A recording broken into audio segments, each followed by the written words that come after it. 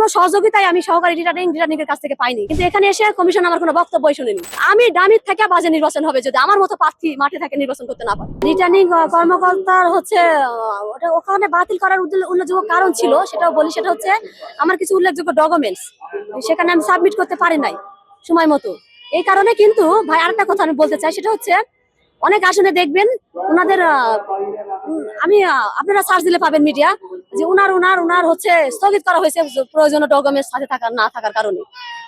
কিন্তু আমার ক্ষেত্রে সেটা কিন্তু সুযোগ দেয় নাই ভাই, আমাকে বলেই নাই যে আপনি ওগুলো জমা দেন, আপনি দিতে পারেন নাই। এই মানে কোনো সহযোগিতাই আমি সহকারী রিটার্নিং এর কাছ থেকে পাইনি। এটাতে থেকে বোঝা যায় যে হচ্ছে ওনারা সম্পূর্ণ লিয়াজু। এখানে যারা আছে মাঠে, যারা মনে করছে আমরা এমপি হয়ে গেছি, আমরা ক্ষমতায় চলে গেছি, তাদের সাথে 100% লিয়াজু ভাইয়া, বুঝছেন। দিয়ে আমাকে কোনো সহযোগিতাই করেন। আমি চেষ্টা করেছি তাদের সাথে যোগাযোগ করে যে আমার ডকুমেন্টস গুলো জমা দেওয়া হোক, আপিলে যাওয়া এত কষ্ট, তারপরে ডকুমেন্টস গুলো নিক, কিন্তু না নেয় নাই। কিন্তু এখানে এসে কমিশন আমার কোনো বক্তব্যই শুনেনি। আমার মানে এটা ধরছে ভাই। এখানে একটা জিনিস আমি দেখাতে চাই, সেটা হচ্ছে এখানে আমাকে যে ইয়েটা দিছে দাখিলকৃত মনোনয়নের সাথে সংযুক্ত দলিলপত্র সমূহ, মানে আমি যেই ডকুমেন্টস গুলো দিতে পারি না তার মধ্যে একটা আছে রাজনৈতিক দলের প্রাথমিক মনোনয়ন অথবা স্বতন্ত্র প্রার্থী 1% ভোটারের সমর্থন সূচক স্বাক্ষর অথবা পূর্বে নির্বাচিত হয়ে থাকলে গেজেট। এখানে কিন্তু কোনোভাবে বলে না যে সংসদ নির্বাচনই করতে হবে। আর সংসদ নির্বাচনের কথা বলবে কেন ভাইয়া?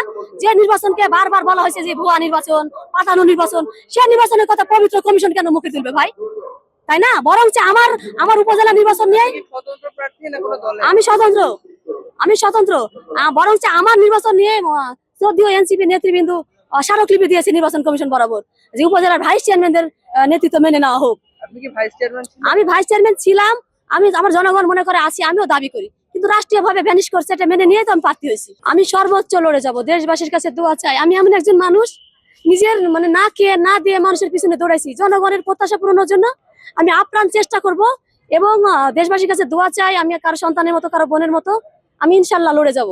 কারণ আমি আমার মতো প্রার্থী যদি মাঠে থাকতে না পারে, তাহলে ভোট ওই বিগত দিনের মধ্যে আমি দামি নির্বাচনের কথা বলছে না, বিগত অনেক হচ্ছে মিডিয়ার অনেক ভাইরা প্লাস জনগণ, বর্তমান নির্বাচন কমিশন প্লাস যারা নেতৃবৃন্দ আছেন, আমি দামির থেকে বাজে নির্বাচন হবে যদি আমার মতো প্রার্থী মাঠে থেকে নির্বাচন করতে না পারি।